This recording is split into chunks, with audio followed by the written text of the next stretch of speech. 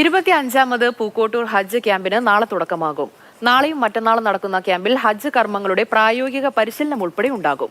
ഹജ്ജിന് പോകുന്നവർക്കെല്ലാം സൗജന്യമായി ക്യാമ്പിൽ പങ്കെടുക്കാം. പൂക്കോട്ടൂർ ഹജ്ജ് ക്യാമ്പ് സംഘടിപ്പിക്കാൻ തുടങ്ങിയിട്ട് 25 വർഷങ്ങൾ പിന്നിടുകയാണ്.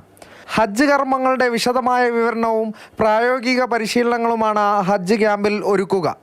വളരെ പരിപൂർണമായി നിർവഹിക്കുക എന്നുള്ളതാണ് ഓരോ ഹജ്ജിന് പുറപ്പെടുന്ന സഹോദരന്മാരുടെ ലക്ഷ്യം.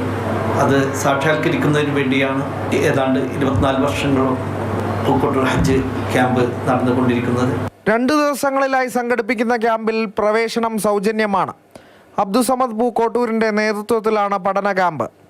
ഒരു ഹാജി പൂക്കോട്ടൂരിൽ വന്നിറങ്ങിയാൽ ഈ ക്യാമ്പിലേക്ക് അവരെ കൊണ്ടുവരാനും തിരിച്ച് അവരെ താമസ സ്ഥലത്തേക്ക് കൊണ്ടുപോകാനും ആ താമസ സൗകര്യത്തെ അവരെ പരിചരിക്കാനും എല്ലാറ്റിനും വണ്ടിയർമാർ, വനിതകളും പുരുഷന്മാരും എല്ലാ സംവിധാനങ്ങളും ഇവിടെ ഒരുക്കിയിട്ടുണ്ട്.